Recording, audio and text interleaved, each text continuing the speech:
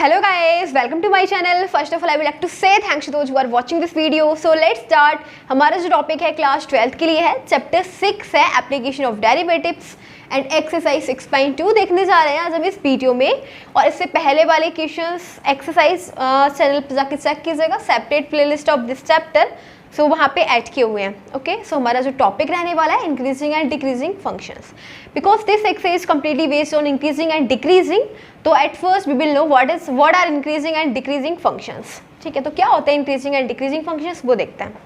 ठीक है, तो देखो बहुत ही सिंपल वे में समझेंगे हम इंक्रीजिंग और डिक्रीजिंग फंक्शंस क्या होता है। ठीक है, देखो हमारे पास सपोज करो कि हमारे पास एक फंक्शन है, लेट y इक्वल्स टू में fx। ठीक है, एक फंक्शन है fx, तो हम क्या करेंगे इंक्रीजिंग और डिक्रीजिंग चेक करने के लिए हम इसका ना डिफरेंशियल कर देंगे।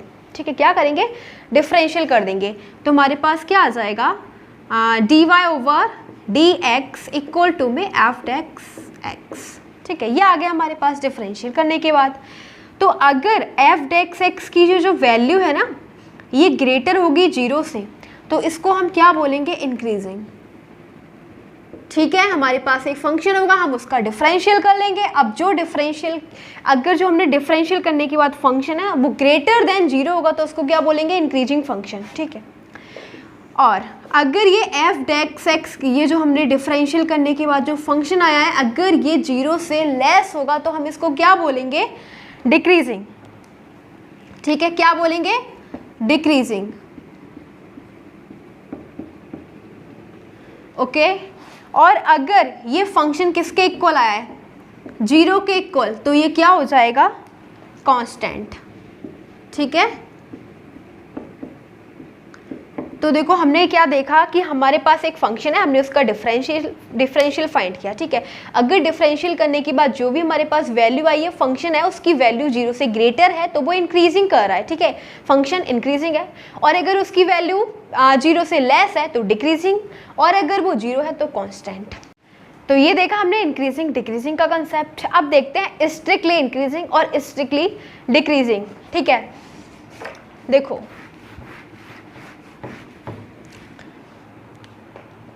ये फंक्शन है हमारा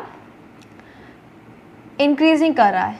ठीक है, तो इंक्रीजिंग कब करेगा अगर इसकी वैल्यू f डेक्स x, यानी कि अगर जो फंक्शन लिया हमने उसका डिफरेंशियल करने के बाद ग्रेटर है 0 से या फिर 0 के इक्वल है तो क्या हो जाएगा इंक्रीजिंग। ठीक है, बहुत इंपॉर्टेंट कंसेप्ट है। देखो क्या है, अगर हमारे पास एक फंक्शन है हमने उसका डिफरेंशियल करा और डिफरेंशियल करने के बाद फंक्शन जो आया अगर वो उसकी वैल्यू 0 से ग्रेटर है या 0 के इक्वल है तो इंक्रीजिंग। ठीक है, बट अब यही इसका नेक्स्ट कंसेप्ट हो जाएगा स्ट्रिक्टली इंक्रीजिंग। ठीक है, तो ये कब होगा जब डिफरेंशियल करने के बाद जो वैल्यू होगी वो ऑलवेज 0 से ग्रेटर होगी। अगर वो हमेशा 0 से ग्रेटर है तो वो स्ट्रिक्टली इंक्रीजिंग हो जाएगा। ठीक है, इसमें 0 के इक्वल भी हो रहा है। ठीक है, बट इसके अंदर हमेशा 0 से ग्रेटर ही होगा, 0 के इक्वल नहीं होगा, तो वो है स्ट्रिक्टली इंक्रीजिंग। ठीक है, अब देखते हैं डिक्रीजिंग और स्ट्रिक्टली डिक्रीजिंग। ठीक है, तो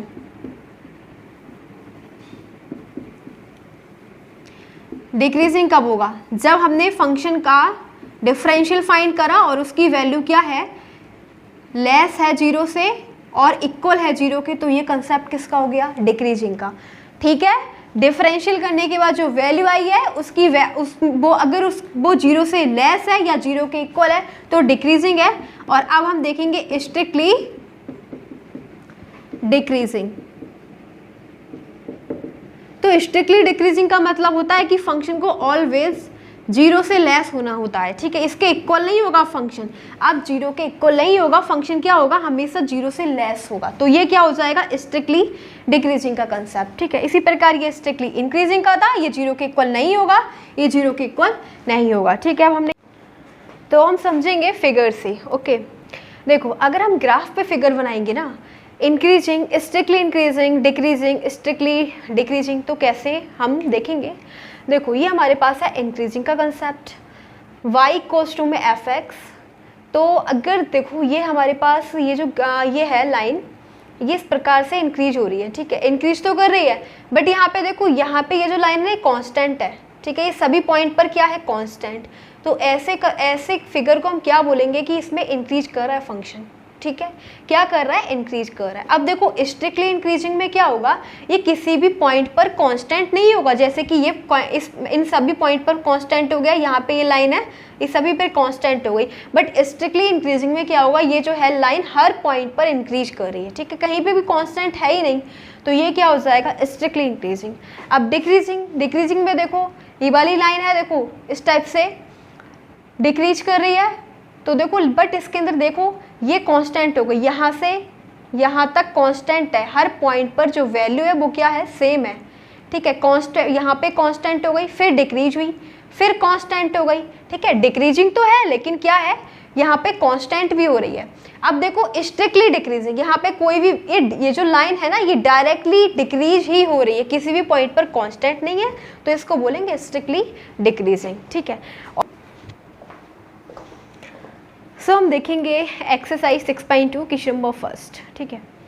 देखो क्या दे रखा है हमारे पास क्वेश्चन नंबर फर्स्ट में, show that the function given y, function दे रखा है हमें f(x) इक्वल टू में 3x + 17 is strictly increasing on real values, ठीक है। अब देखो हमें क्या दे रखा है, कंसेप्ट दे रखा है स्ट्रिक्टली इंक्रीजिंग, तो स्ट्रिक्टली इंक्रीजिंग का मतलब क्या था कि जो f(x) यानी कि हम इसका डिफरेंशियल करेंगे, जो फंक्शन हमें दे रखा है, तो इसका डिफरेंशियल करने के बाद जो वैल्यू आती है should always be greater than 0, ठीक है, ये हमें शो करना है कि डिफरेंशियल करने के बाद जो फंक्शन आएगा, वैल्यू आएगी, उसकी वैल्यू हमेशा 0 से ग्रेटर होनी चाहिए, ठीक है, 0 के इक्वल नहीं होनी चाहिए, 0 से ग्रेटर ही होनी चाहिए। तो हमारे पास क्या दे रखा है फंक्शन f(x) इक्वल टू में 3x + 17 है, ठीक है, तो हमें क्या करना है, इंक्रीजिंग शो करना है पहले, तो हम क्या करेंगे, डिफरेंशियल करते हैं, ठीक है, ऑन डिफरेंशिएटिंग, ठीक है, विद रिस्पेक्ट टू x, तो ये क्या हो जाएगा, f(x) इक्वल टू में देखो हम इसका डिफरेंशियल करेंगे, 3 कांस्टेंट आगे ले लेंगे, x का x के रिस्पेक्ट में 1 हो जाएगा, प्लस 17 0, क्या आ गया हमारे पास, 3 आ गया, ठीक है।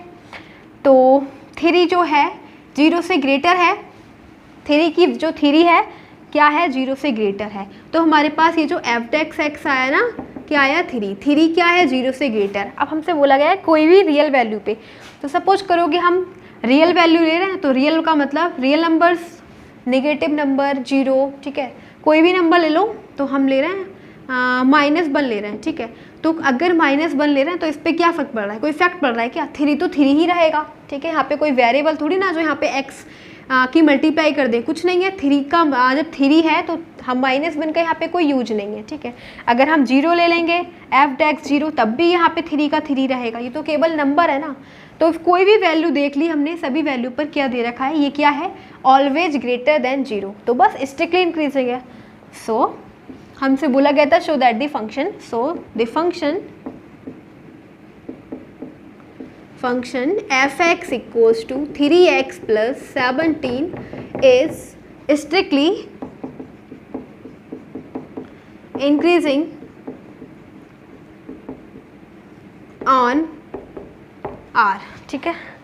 तो ये वाला था हमारा क्वेश्चन नंबर फर्स्ट। अब नेक्स्ट देखते हैं सेकंड क्वेश्चन।